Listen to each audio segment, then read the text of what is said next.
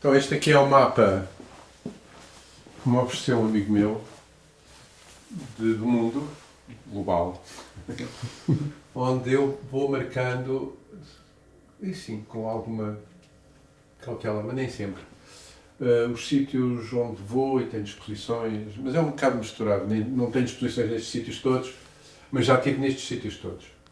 E é divertido ter assim, sei lá, ter... Aqui na Islândia, a propósito das noites brancas, aqui é onde eu passei as minhas noites brancas, porque era 4 da manhã ainda estava sol, às 5 da manhã estava sol, depois chegava assim uma penumbrazinha e depois às 6 da manhã já estava sol outra vez. Estive lá 10 dias em Reykjavik, em que praticamente não dormi, porque chegava à noite, tipo, dos bares às 2 da manhã e estava assim. Pronto.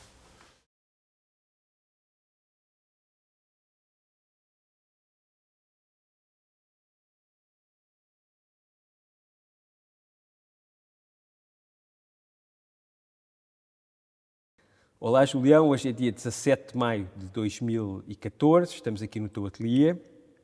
Como a tua carreira começou, ou pelo menos a parte mais importante da tua carreira começou nos anos 70, vou-te fazer a pergunta mais popular que se pode fazer sobre os anos 70, que é onde é que tu estavas quando foi o 25 de Abril? Estava em Lisboa. Acabei a tropa no dia 1 de Abril desse ano, portanto 24 dias antes da Revolução. E nessa altura, tu quando estavas na tropa, tu trabalhavas no teu trabalho, não tinhas disponibilidade? Eu, quando estava na tropa, trabalhava no meu trabalho quando podia, porque, como sabes, imagino como não sabes, ou imagino como não saibas, mas a tropa é um trabalho de 24 horas diárias, não é? Mas tu dormias no quartel? Não, estavas interno? Não. Depende, se eu tivesse de serviço, sim, se não... Não, mas eu tive grandes vantagens porque eu fui colocado em Lisboa na direção, como é que ele se chamava? Olha, bloqueei, o meu interesse pela tropa era tal que bloqueei. Mas na Graça, estava no quartel da Graça e na repartição de sargentos e praças. E tínhamos um horário de tipo 9 to 5, percebes? E depois podia eventualmente vir para casa e dormir em casa e tal. Eu morava na Baixa nessa altura, morava na Rua Nova do Almada, justamente, de modo que era descer a rua e estava em casa. Era relativamente fácil. Portanto, sempre que podia, trabalhava, como é óbvio. Foram 5 anos? 5 anos. 5 anos. Na altura, nos anos 70 e nos anos 60, quando entraste para a Faculdade de Belas Artes,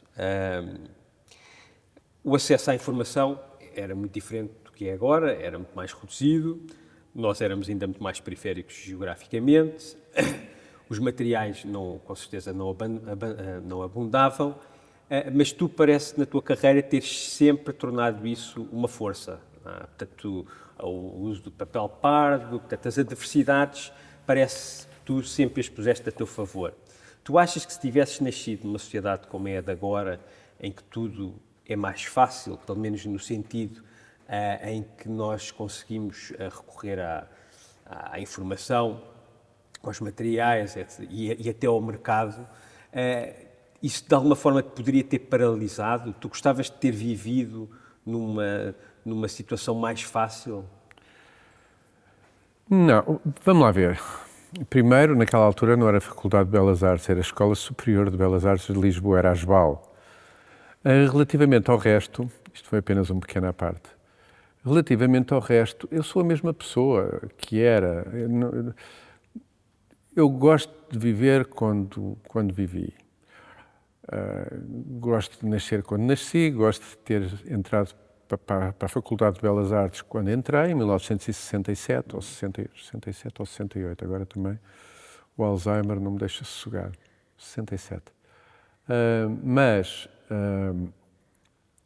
o que acontece é que eu sou assim, percebes? Eu sou estruturalmente assim. Tento, de uma maneira, se quiseres, um bocado otimista, utilizar as adversidades em meu proveito. Isso aconteceu nessa altura, mas acontece agora. E se fosse agora, aconteceria da mesma maneira. Não tenho não gostaria de nenhuma maneira particular de não ter estudado nessa altura e ter estudado agora. Não vejo a grande vantagem, a não ser muito mais novo, o que é seguramente uma grande vantagem, porque eu não me importava nada de ter agora 20 anos, como é óbvio. Agora, de resto, por questões de estratégia e de tática pessoal, não, de maneira nenhuma. Eu estou muito satisfeito da maneira como vivi e como resolvi as situações que me eram postas de momento a momento, em todas as alturas. Não tenho nenhuma vontade especial de fazer isso agora. Não, eu pergunto isso até porque ainda hoje de manhã te vi trabalhar no ateliê e a pregar pregos na parede, portanto, com uma atitude como se tivesses 20 anos e, portanto, nada, uma coisa... E isso é importante às vezes que seja dito, porque a maior parte das pessoas que olham para o Julião Sarmento e só têm acesso à imagem exterior do Julião Sarmento, se calhar acham que tu estás já numa bolsa de conforto e em que já quase não pões a mão na massa, e isso não é verdade, não é? Não, porque eu sou artista por necessidade, não é? Por necessidade imperiosa, é quase como é um clichê, mas obviamente os artistas são artistas porque não podem fazer mais nada, porque não querem fazer mais nada e não podem fazer mais nada. E não sabem, não é? E provavelmente não. Saber sabe. Eu, se quisesse ser outra coisa, provavelmente saberia ser. Mas eras muito mais infeliz. Seria muito mais infeliz, ou seja, eu sou artista, trabalho no ateliê, trabalho nas coisas que trabalho, porque me dá um imenso gozo. Como tu estás a dizer, eu estava aqui com a mão na massa, claro que estou, se não tivesse, morria de tédio. Não é? Essa situação de estar na bolsa de conforto, em casa, a ler o jornal e a fazer o totobola, não é para mim. Acredito. Sim, mas não era nesse sentido, não era no sentido mais... quase mais burguês e mais classe média da coisa, era no sentido de que podia estar mais a gerir quase um ateliê, como a arte. Mas também faço a gestão do ateliê. Eu sei, mas que não te metias nesta parte. Tenho que me meter. Claro. Fundamentalmente meto-me nesta parte. Já que estamos a falar nisso, vamos saltar aqui para uma pergunta que me interessa particularmente, porque tu frequentemente falas de que és um artista, não és um pintor, não és uma pessoa que trabalha em desenho, não és um tipo que trabalha em cinema ou em vídeo, nem em fotografia. Pronto, e que isso são apenas meios para concretizar ideias que tu tens. Uhum. Em que altura da tua carreira, porque calculo, quando tu eras miúdo, não tinhas esta percepção, não é? Quando é que tu começaste a ter esta percepção? Não, espera aí, desenhar para mim é um meio, a ideia é que é o importante, não é? É um pouco difícil responder-te a esta pergunta, porque já lá vão muitos anos, mas eu creio que a pessoa que, de facto, houve duas pessoas que me ajudaram muito a perceber isso. Não quer dizer que me tenham aberto a cabeça, mas através do contacto com elas, eu aprendi muita coisa e percebi-me do mundo e das coisas de uma maneira completamente diferente, que foi o Fernando Calhau, que tu, eu creio que conheceste, que já morreu, e o Ernesto de Sousa. O Fernando Calhau, enquanto companheiro, uma espécie de companhiro de route que eu tinha, porque eu conheci o Fernando Calhau no dia em que entrei para a faculdade, ele também, entramos os dois, e tornámos amigos daí. Aliás, creio que não seja caso único, há muitas pessoas que quando entram para a faculdade conhecem qualquer pessoa que depois são amigos pela vida fora. Foi o meu caso com o Fernando Calhau. Portanto, tínhamos a mesma idade, era tudo a mesma coisa, não é? Tínhamos a mesma idade, o mesmo tipo de preocupações, o mesmo tipo de interesse. Éramos uma espécie de aves raras no meio do que se passava naquela altura na Escola Superior de Belas Artes de Lisboa, que era como se chamava. Uhum. E mais tarde, um pouco mais tarde, foi o Ernesto de Sousa, que, como tu sabes, foi uma espécie de agitador cultural, no bom sentido. E conheceste quando? Ainda na tropa? Sim, ainda estava na tropa, ou não. Ou seja, vamos lá ver, eu conhecia o Ernesto de Sousa de nome, porque o Ernesto de Sousa era um personagem que se conhecia, ainda estava na tropa. E provavelmente tinha estado com ele uma vez ou duas, assim, sei lá, socialmente. Mas conheci-o de facto, ele foi-me apresentado assim, abertamente, pelo Calhau, já depois do 25 de Abril, e foi nessa altura que nós ficámos amigos e ficámos muito próximos. Já eu não estava na tropa, e foi depois do 25 de Abril, seguramente. Há duas perguntas um bocadinho relacionadas com a questão do Ernesto Sousa. Uma é... Tu, em particular, já falaste um bocadinho comigo sobre ele e dizes que ele era uma pessoa mesmo... A essa altura disseste-me que ele não era extraordinário em nada, mas era muito bom em tudo. Portanto, era um humanista. Era Sim, um tipo do podemos iluminismo. chamar-lhe assim. Um tipo do iluminismo. Absolutamente, absolutamente. Era o homem do Renascimento. E foi um tipo que te abriu o mundo. Ele era Não 20 foi- anos mais velho do que tu. Eu creio, ele teria... eu peço imensa desculpa se... Eu sei que esta entrevista não tem cortes, Não, mas isto é mas eu normal, creio que claro. ele nasceu em 1926. Creio.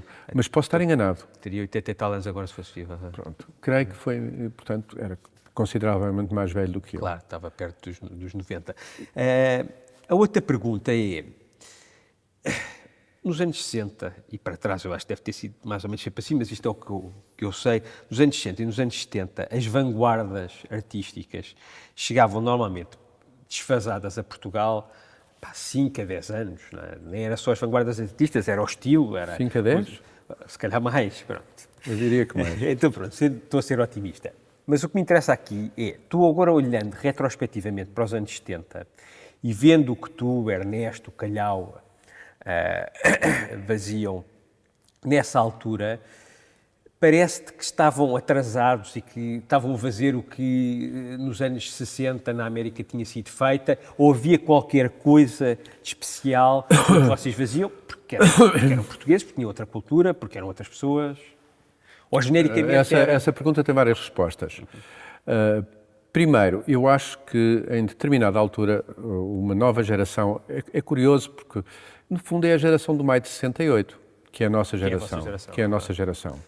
A nossa geração apercebeu-se de um determinado número de coisas, mas apercebeu-se de um determinado número de coisas globalmente, não é nacionalmente.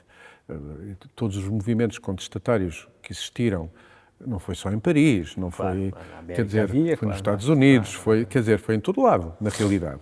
Houve, em determinada altura, no mundo, uma espécie de um levantamento geral de uma determinada geração que pensou, ora bem, isto não é bem assim, isto se calhar tem que dar uma volta. E isso foi uma coisa global e generalista, na realidade. Bom, nessa altura, Portugal, como tu sabes, vivia debaixo de um regime totalitário.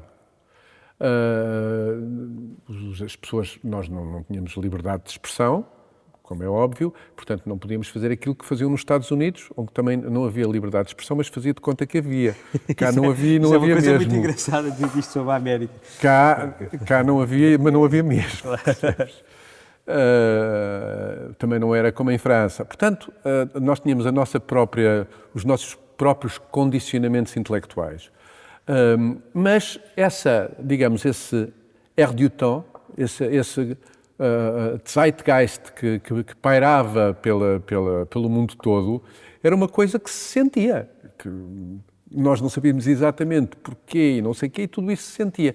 De repente, esta geração, a geração a que eu pertenço, começámos a cavalgar no tempo.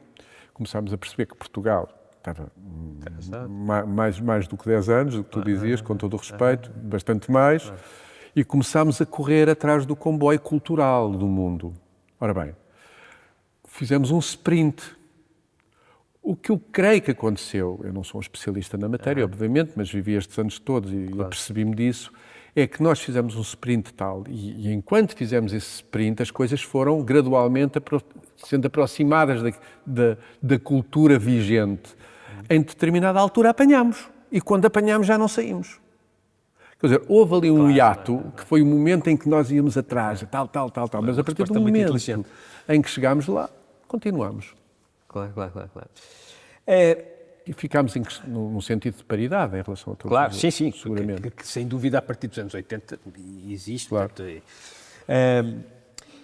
ia-te perguntar outra coisa que é, sei que desde muito novo, desde o princípio da tua carreira, comunicavas com outros artistas e que se por um lado tudo era mais difícil, por outro lado tudo era mais fácil. O que é que eu quero dizer com isto?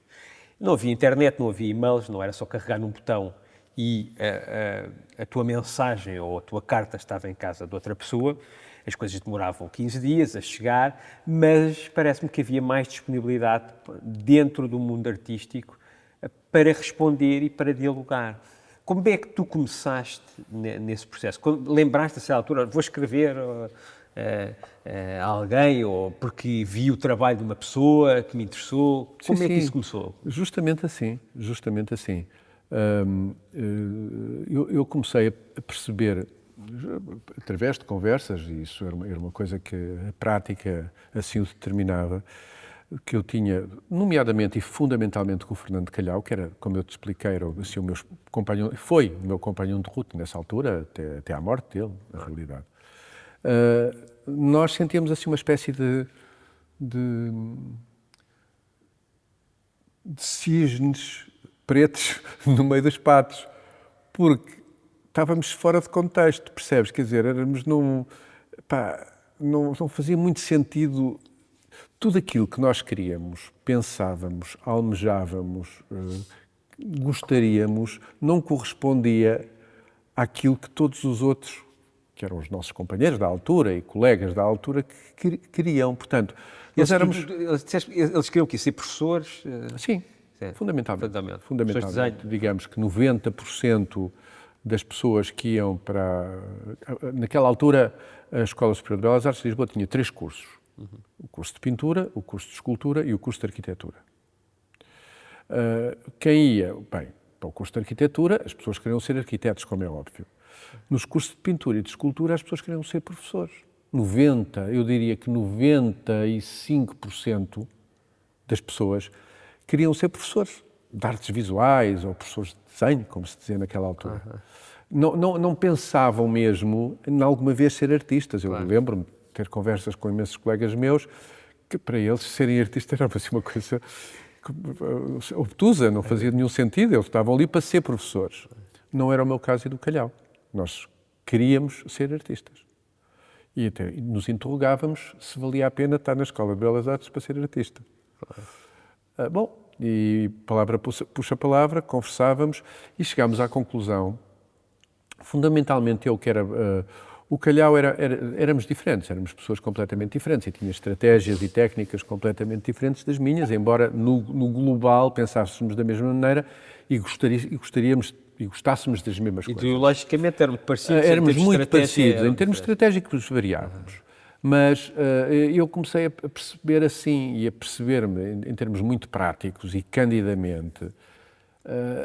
Então, mas o que é isto? Então, a única pessoa com que eu posso falar é com o Calhau, não pode ser, quer dizer, o mundo é muito grande, não é? Quer dizer, há tantos artistas no mundo, quer dizer, eu tenho o meu amigo Fernando Calhau, com quem converso, gosto muito de conversar com ele, é fundamental, mas não me chega.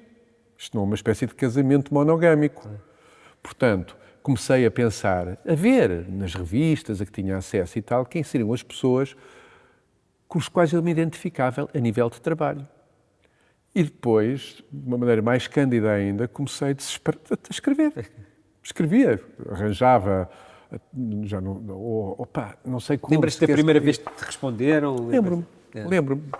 Fui logo a correr a contar ao Calhau, queres que te diga. Olha, foi um polaco chamado Zdzisław Sosnowski, ainda me lembro perfeitamente. Um polaco, em 1974, que eu vi umas coisas dele na Flash Art. Nessa altura, sem querer interromper muito, quais eram as revistas que apareciam? Era a Flash Art. A Arte Fórum tinha começado nos anos 60 também, exatamente. Já havia em Portugal também? Não havia, não existia Arte Fórum. Nós víamos a Arte Fórum na Embaixada Americana. Iam à Embaixada Americana? Íamos à Embaixada Americana ver a Arte Fórum e a Art in America, eu e o Calhau, porque não existia em Portugal. Mas ia para a Embaixada Americana e nós podíamos consultar na biblioteca da Embaixada Americana. Mas a Embaixada Americana naquela altura era na Avenida Duque de Lolé. Eu acho que ainda me lembro. Estás a ver? Ao pé do Liceu Camões, quando se desce, do lado esquerdo. E eles, nos números antigos, imagina, os números com o ano, eles ofereciam-nos. Porque era para o lixo, não é? Era para o lixo, pronto. Vocês ficavam de lixo, liam aquilo até... Sabíamos tudo, tudo de cor, percebes? Mas, no fundo, é um bocado o resultado do meio em que nós vivíamos e do contexto em que nós vivíamos, como é óbvio. Portanto, nessa altura, o que chegava a Portugal era nada. Era a Connaissance des Arts. Era a Connaissance des Arts. E o colóquio. A Colóquio Artes. A Colóquio Artes. Que não chegava, estava cá. Estava cá. Eu, quando comecei a perceber que havia uma revista chamada Flash Art, porque agora, como eu cheguei à Flash Art, honestamente, por muito que eu te quisesse responder, não sei se alguma vez fora terei comprado e vi que existia, já não me lembro, sinceramente. Mas cheguei à Flash Art. Ou foi o Ernesto de Sousa que me mostrou, olha, não me lembro. Claro. Mas assinei e comecei a receber a Flash Art. Pronto. E estavas a falar e recebeste essa carta desse... Escrevi a esse artista polaco, Zdzisław Sosnowski, a dizer que eu sou um artista português, sei lá, aquelas coisas, de uma enorme ingenuidade, se queres que te diga, mas que funcionou. E ele respondeu-me a dizer, eu sou polaco e não sei o quê, e mostra-me lá, manda-me fotografias do teu trabalho. Nessa altura tinha uma vantagem, quer dizer, era curioso, porque os correios funcionavam, coisa que agora não acontece. As coisas chegavam mesmo ao destino, coisa que agora não acontece. E demorava muito mais tempo, mas chegavam, percebes? E depois não havia aquele imediatismo que existe hoje em dia, que é carregas num botão e tu na China estás a ver aquilo que eu estou a fazer agora. Ao mesmo tempo, isso era romântico, se tu quiseres, porque nós ficávamos... Claro. Pensa, agora vai esta cartinha, vai para lá daqui a um mês, ele vai receber, vai ver, será que ele gosta, será que não gosta? Tinha um lado curioso. Eu ainda escrevi cartas, eu ainda sou do tempo... Pois, eu também. No final da minha adolescência. Não eram cartas para artistas. Agora, é assim, há aqui outra coisa importante e que está relacionada com este contacto com os outros artistas, é que agora tu estás um bocadinho na posição inversa dessa altura. És um artista muito conhecido e eu sei, e até por experiência própria, através da minha mulher, que és uma pessoa que ajuda, que entusiasma e que dá força aos artistas jovens. De alguma forma é importante para ti, os artistas novos, ver o trabalho deles? Qual é a relação que tu estabeleces com... Porque eu sei que tu és muito carinhoso na maneira como os tratas.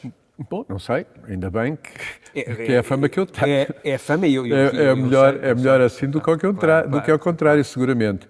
Não, mas é uma questão também, é uma questão, se tu quiseres, muito egoísta, mas egoísta no bom sentido. É que eu aprendo com os artistas novos. Eu não aprendo com os artistas velhos, com esses não aprendo nada. O meu trabalho é aprender. Todos os dias eu gosto de aprender. E se puder aprender uma coisa todos os dias, melhor ainda. E quem é que me ensina? São os artistas novos, não são os artistas velhos. Os artistas velhos eu posso refletir sobre aquilo que eles fazem, posso, sei lá, admirar aquilo que eles fazem, posso deleitar-me com aquilo que vejo, mas não me surpreendem. Quem me surpreende e quem me ensina coisas são os artistas novos. Quem te desconcerta, não é? Seguramente. Há aqui uma parte super importante que, numa conversa também que tive contigo, falaste do Juan Munhoz, da tua relação com o Juan Munhoz, e disseste-me a determinada altura de que a tua relação com o Juan Munhoz foi mesmo importante na medida em que abriu portas à relação cultural entre Portugal e Espanha, que era inexistente até à altura. Exatamente. Queres-me falar um bocadinho como é que isso tudo aconteceu? Porque eu acho que é mesmo relevante. Posso falar-te, embora ao mesmo tempo eu dizer isto seja de uma arrogância, mas eu estou convencido do que eu estou a dizer é verdade. Claro. Estou absolutamente convencido, senão não estava a dizer. Eu conheci o Juan Munhoz em 1982, quando tinha vindo da Documenta de Kassel e passei por Basel. E em Basel houve um amigo comum que até é curiosa a maneira como nós nos conhecemos, porque era um alemão chamado Hans-Jürgen Müller, que era uma espécie de Ernesto de Sousa alemão, assim, uma espécie de especialista em ideias gerais, que era meio galerista, meio curator, meio dealer, era meio tudo. Mas era um tipo extremamente ativo, muito dinâmico, super bem relacionado, que conhecia toda a gente. Há sempre, todas as gerações, há sempre pessoas assim, como é óbvio, não é? E eu ia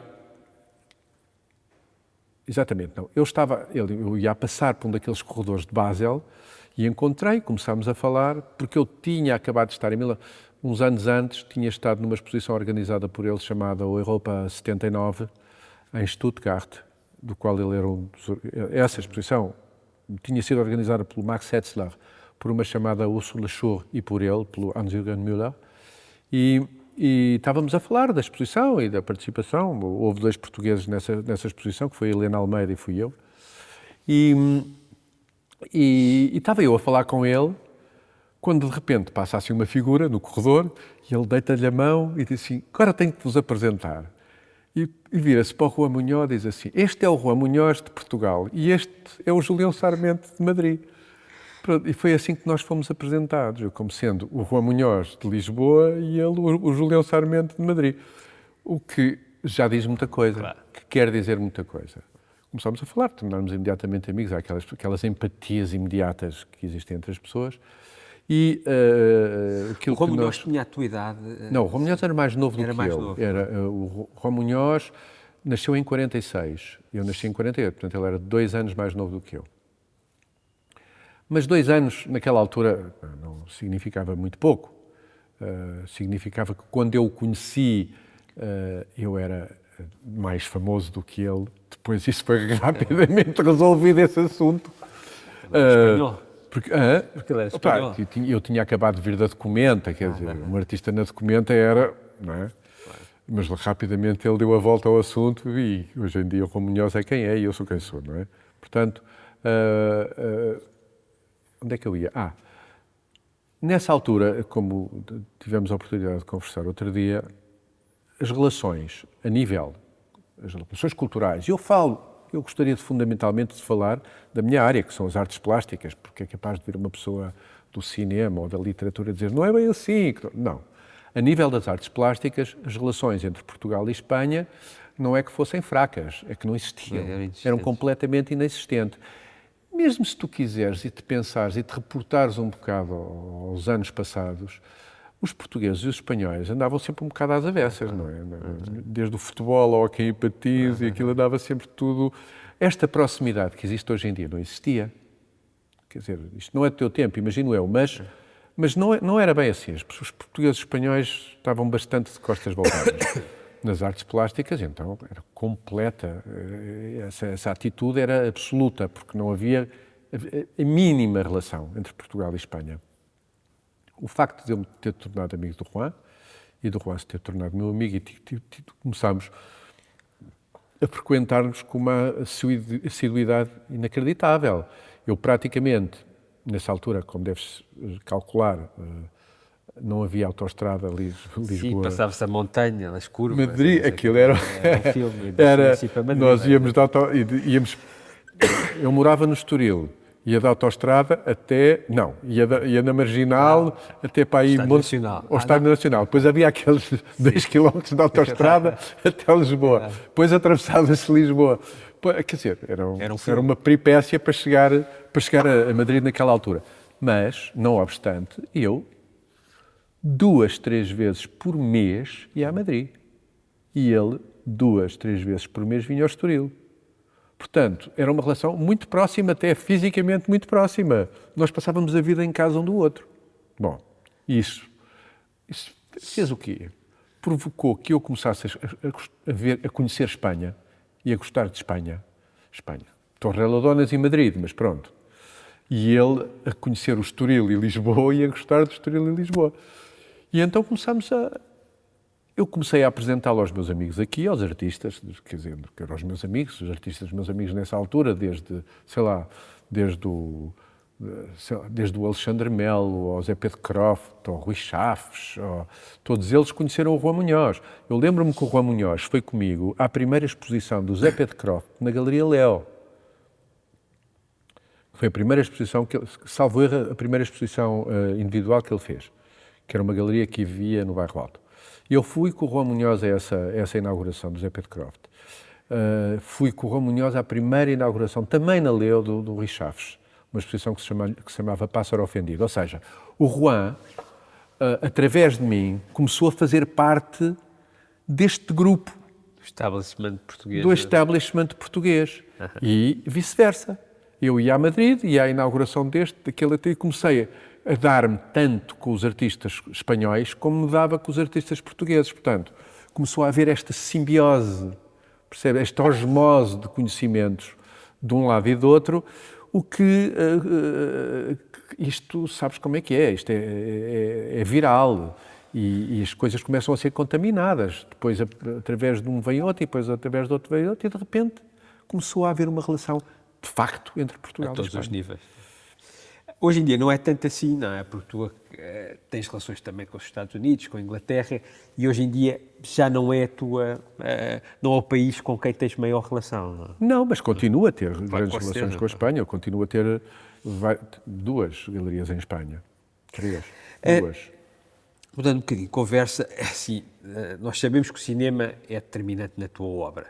Isto agora é quase uma Eu curiosidade. gostaria só de abrir aqui um parênteses. Claro. Morreu o Juan Munhoz, mas eu era igualmente amigo da Cristina Iglesias, que continua viva, de boa saúde, graças a Deus, e de quem eu sou muito amigo e com que vejo regularmente. Ainda agora estive em Toledo, que fui à inauguração das peças dela, as peças definitivas, de 3 obras in situ, em Toledo. Foi uma coisa comissariada e planeada pela Artangel, ainda agora lá estive. Portanto, a minha relação com a Espanha mantém-se. Não está o Juan, mas está a Cristina.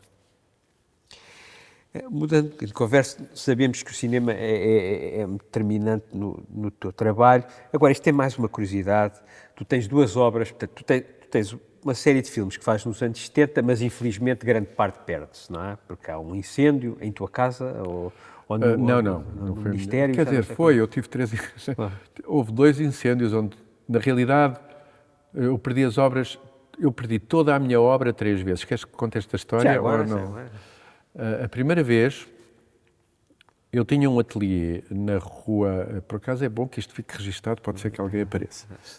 Eu tive um ateliê, salvo erro, o meu segundo ateliê, sim. O meu primeiro ateliê foi na Baixa, por cima da Casa da Sorte, na esquina da Rua Garrett, com a Rua Ivans. No último andar, tive ateliê com o António Mendes de Oliveira, que já morreu, o António Mendes, com o João Melo, que está vivo, de boa saúde, e com o Martim Avilés, que também já morreu. E com a Mafalda Michelino, que creio que já não é artista. Bom, mas isto agora foi um pequeno à parte.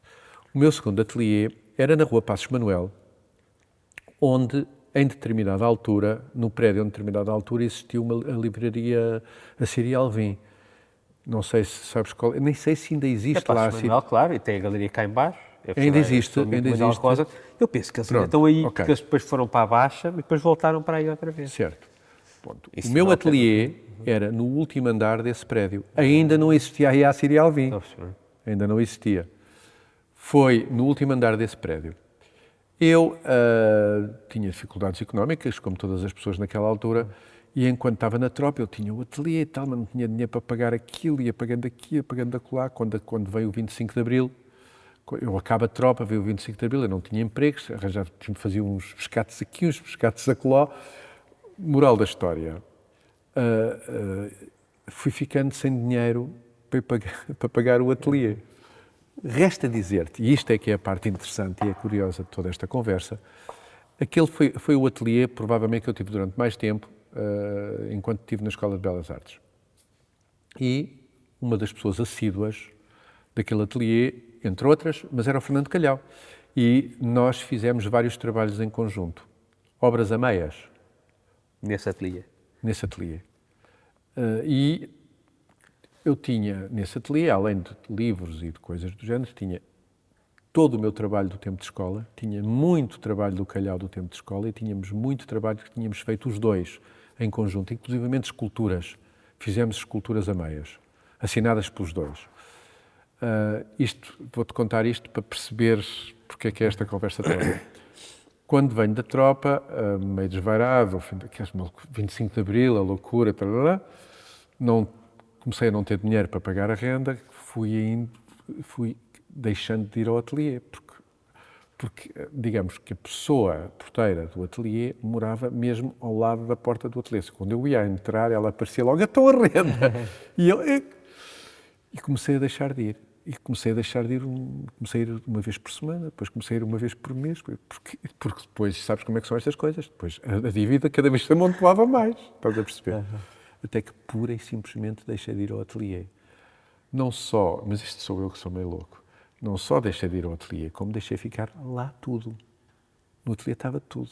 Ao fim de não sei quantos anos, quando já tinha alguma disponibilidade, pensei com os meus botões, agora vou ao ateliê, pagar tudo o que estou a dever E salvar a minha obra. E tirar as coisas todas que lá estão.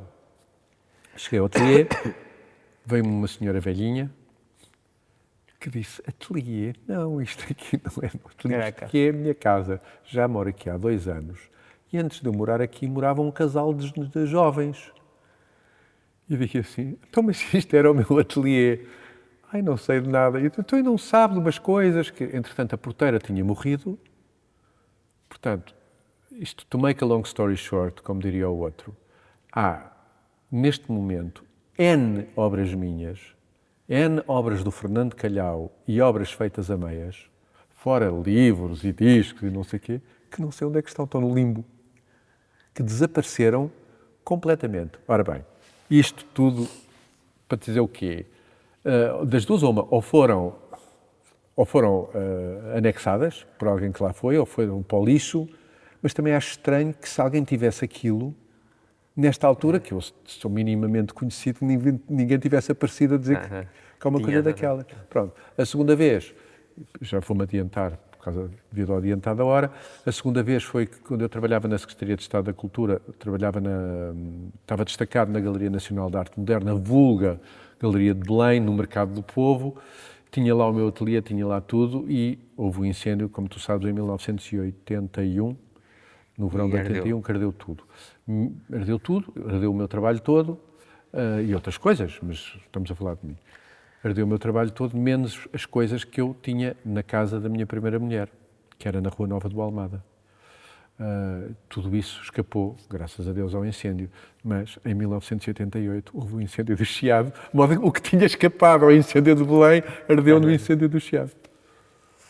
Portanto, o incêndio persegue-me. Estávamos a falar de cinema e da tua obra, e é assim, isto é mais uma curiosidade minha do que, se calhar, uma pergunta muito relevante, mas tu tens 2 obras e essas salvaram-se dessa altura, que é o Shadows e o Faces. Isto tem alguma relação com a obra do Cassavetes? Não tem. É casualidade? Não tem. E não se chamam Shadows e Faces, chama-se Sombra e Faces.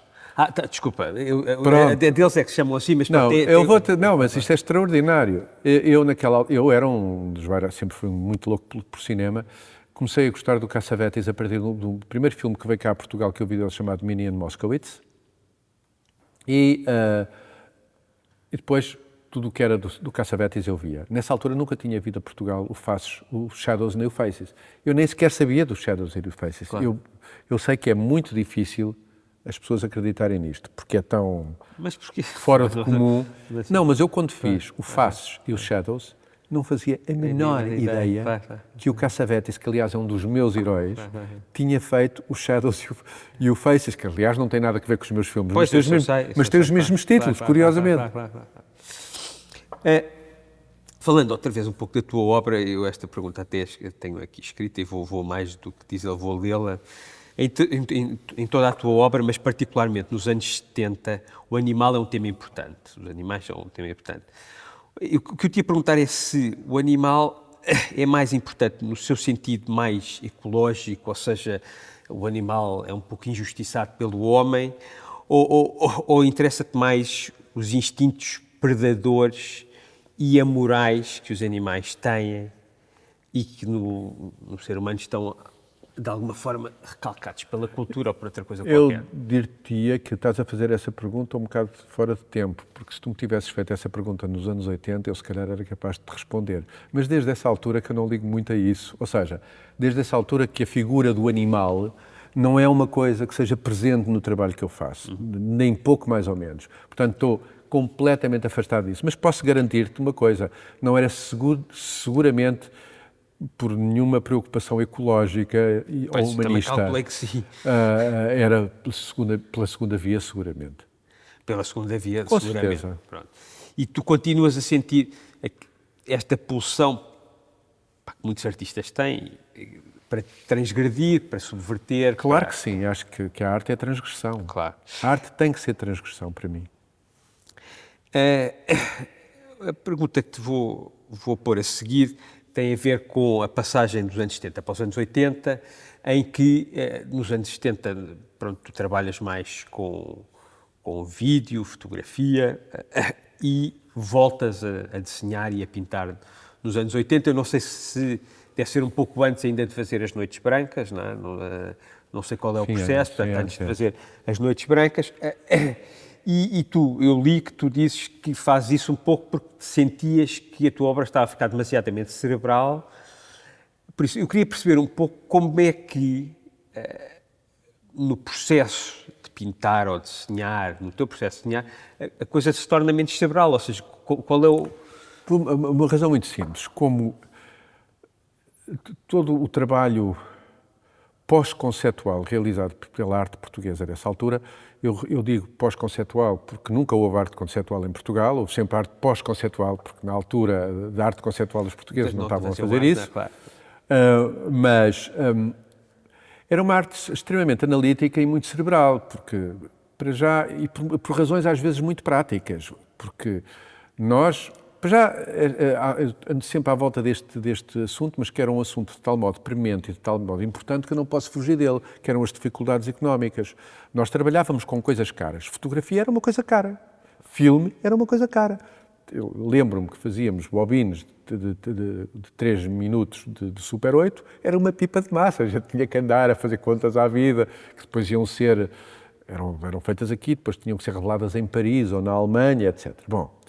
Portanto, nós não podíamos brincar em serviço, nós não podíamos experimentar, esta não dá, faz a outra, esta fotografia não dá, faz a outra. Não. Nós, quando íamos para fazer um trabalho, aquilo era pensado, eu quando digo nós, digo eu e os outros artistas da minha geração, trabalhavam nesses médios.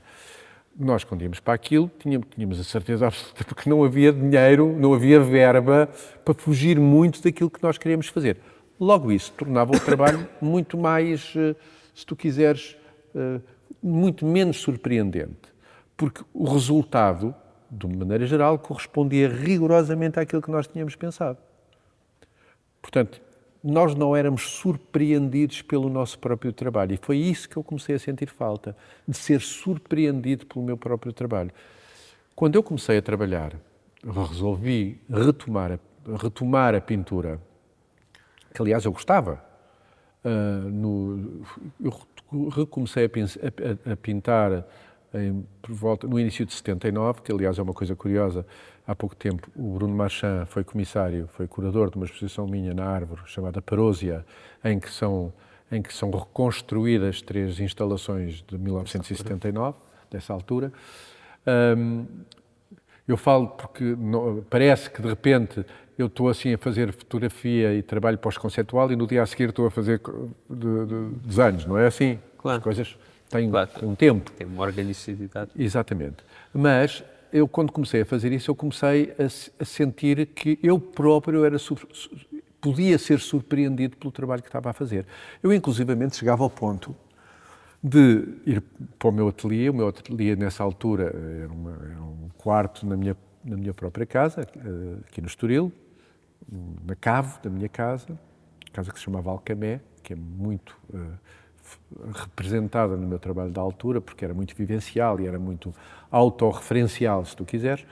E muitas vezes, porque eu trabalhava durante o dia, na Secretaria de Estado da Cultura, como tu deves já ter lido, eu chegava à casa, era uma espécie de pintor de fim de semana e pintor da noite.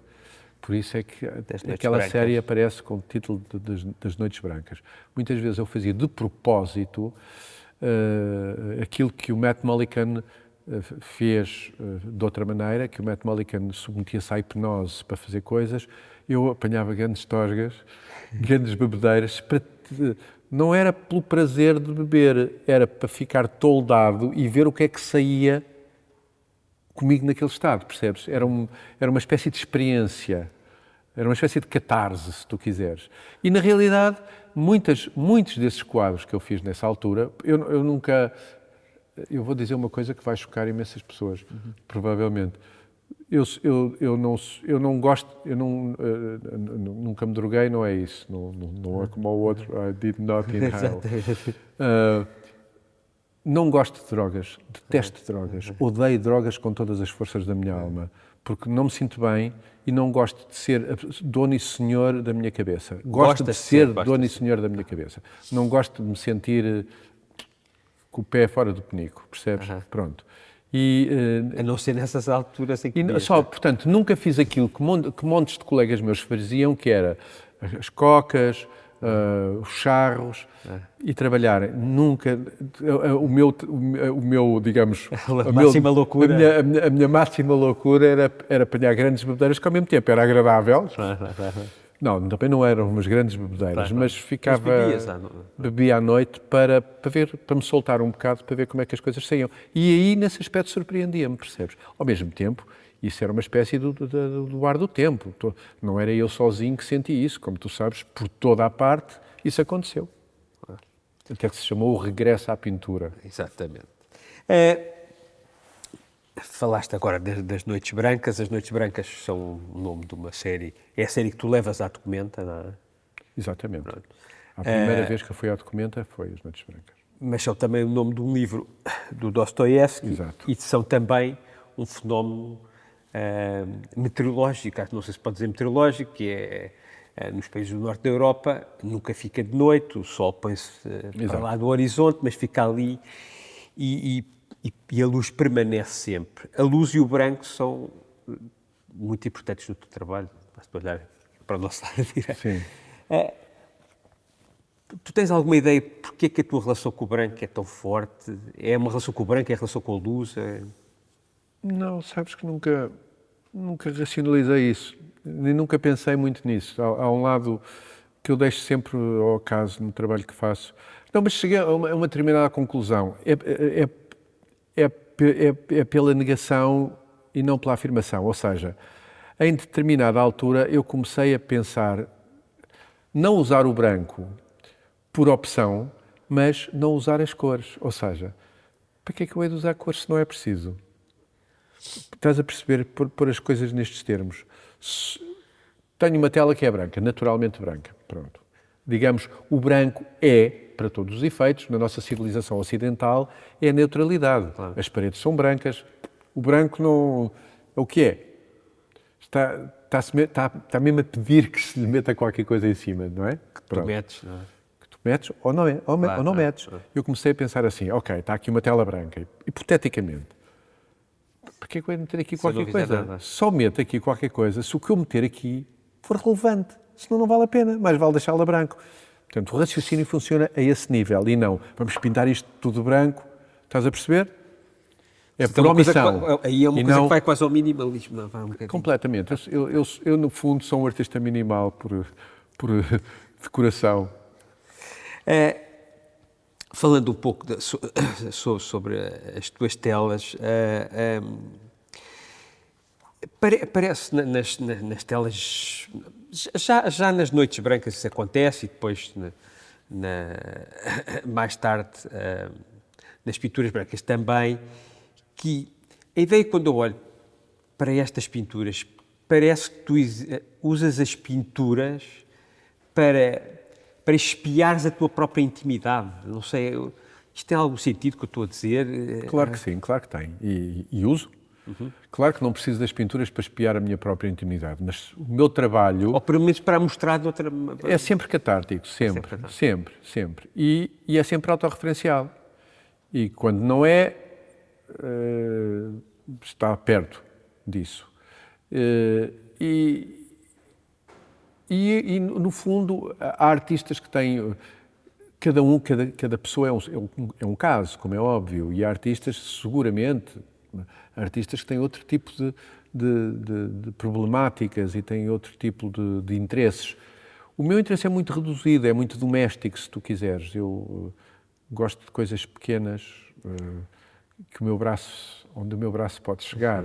Quando eu trabalho tudo, dimensões, não são as dimensões físicas, mas são as dimensões intelectuais, as dimensões de proximidade absoluta. É isso que me interessa. Eu não sou um artista imperialista, percebes? Sou um artista de câmara. Não sou uma orquestra sinfónica. Sou muito mais um quarteto, percebes? Se eu tivesse que definir o meu trabalho. Portanto, é uma coisa muito mais intimista, se tu quiseres. Há aqui outra coisa que me interessa perguntar, que é um pouco o artista solitário versus o animal social. Isto de uma maneira muito básica. Mas é isso que eu sou. Pronto, então fala eu sou um artista sobre solitário isso. e sou um animal social. Como é que eles convivem com o outro? Nem sempre, não, nem sempre. Nem sempre. Eu sou seguramente um artista solitário, completamente, porque eu não sou, ao contrário de muitos artistas, eu não consigo trabalhar, é raro.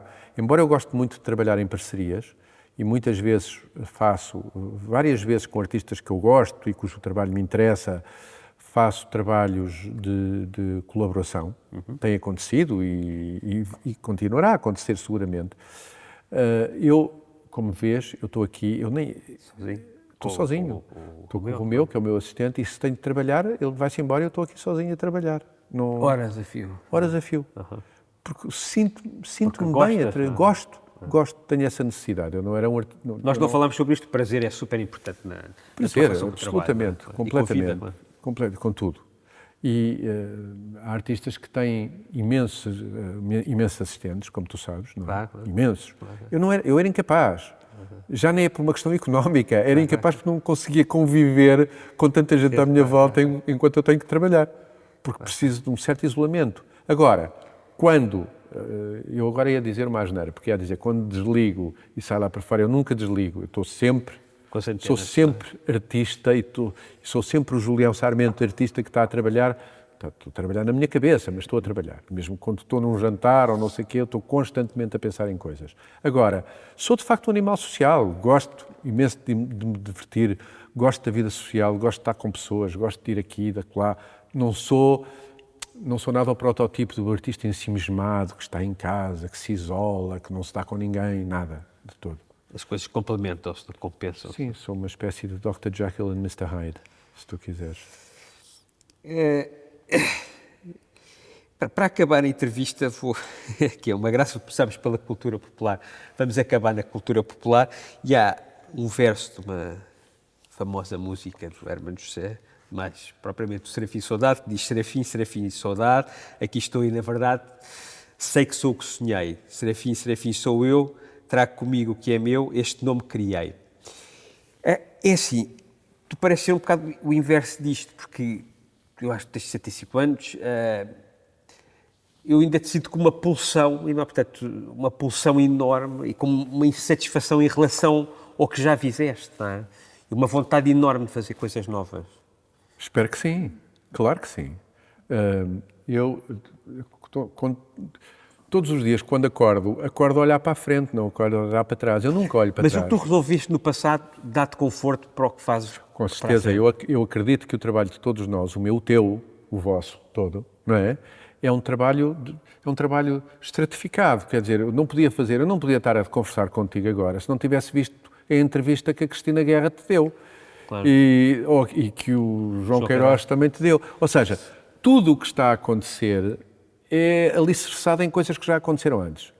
E eu sou fruto de mim e da minha própria cultura e da minha própria, como dizia o Ortega Gasset, da minha própria circunstância, como todos nós. Portanto, mas isso é aquilo que faz com que nós sejamos como somos. Agora, eu não fico seguramente satisfeitinho aqui na minha cadeira, sim, isto aqui é que é ótimo. Não sentes que és o que sonhaste? Não. Eu estou sempre a sonhar para além daquilo que sou. Mas isto que agora tu disseste, isto era a última pergunta, mas vem outra que eu acho que é super relevante, é quando tu olhas para cada obra, para este quadro, ou para aquele, não sei se é um desenho, se é uma gravura, não interessa, É um desenho. Eles funcionam mais... Tu vês este teu trabalho, achas que precisa sempre de todos os outros teus trabalhos que visam? Porque há um bocadinho duas abordagens que depende de artista para artista, a maneira como ele vê a sua obra. Por exemplo, o João Queiroz vê mais cada pintura como um ponto final. Ali começa e acaba o que ele fez naquele determinado momento. A mim parece, mas não sei se é verdade, se calhar estou completamente enganado, que a tua obra é muito mais global, que é, as pinturas vão, portanto, é como um todo, não é? Vão-se... Sim, não. Sim, não. Não, esta pintura começa e acaba aqui. Agora, não é terminal. Agora vou fazer outra a seguir, percebes? Quer dizer, não quer dizer que uma necessite da outra. Eu, para olhar e apreciar esta pintura que estou especificamente, eu não preciso de ver as que estão atrás nem as que vêm a seguir. Mas ajuda ou não? Não. Não.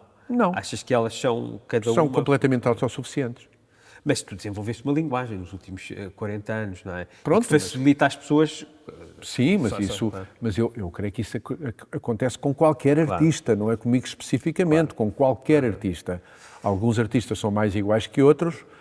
Tens artistas em que tu vês, imagina, para falar de pintura, estamos a falar de pintura. Por exemplo, o João Queiroz, estávamos a falar de João Queiroz, é um artista muito mais regular formalmente. Faz as pinturas, como tu sabes, os desenhos e as pinturas, mas são paisagens, são diferentes, mas tudo aquilo se aproxima formalmente. Eu não, sou diferente, mas é uma questão de opção. As variações são muito maiores. Eu podia, vamos lá ver, isto, à lá limite, eu podia, eu estou muito interessado nesta questão dos sistemas fractais agora, e estou a desenvolver isto. Da repetição, do todo e da metade, etc., destes problemas matemáticos e físicos. Ora bem, isto, eu podia estar... A vida toda. A vida toda a fazer isto. Mas aborrecer. Na entrevista do João Queiroz ele diz exatamente isso. Quando eu pergunto porque é que tu não mudas, ele diz, não, eu quero ficar nisto a vida toda. É uma opção. Agora, a minha opção não é essa. Por isso é que as pessoas são diferentes. Estou sempre a dizer que é a última pergunta, agora que é mesmo. Tu falas um pouco da imortalidade. Que um dos motivos porque és artista é porque és de alguma maneira imortalizar-te, ou pelo menos imortalizar o teu trabalho. Não é a mim. Uma pessoa pode se imortalizar às vezes pelo que faz na vida, mas também através da família e dos filhos, não é? Sim. Tu como é que vês isto? Não é? Olha, vamos lá ver. Essa história da imortalidade é importante porque, claro, eu creio mesmo que todos os artistas fazem arte pela questão da imortalidade, ou seja, eu não sei se tenho que morrer. Se tiver que morrer, eu vou fazer sempre os possíveis para que isso não aconteça. Mas se tiver que morrer, que seja o mais tarde possível, percebes? Mas, como é inevitável que isso vá ter que acontecer um dia, ao menos que aquilo que eu fiz não morra. Eu creio que isso é um bocado o que rege a cabeça de muitas das pessoas. Para além de que há outros assuntos mais complicados, como a questão da sedução e tal, que tem muito a ver com a arte, para mim, seguramente.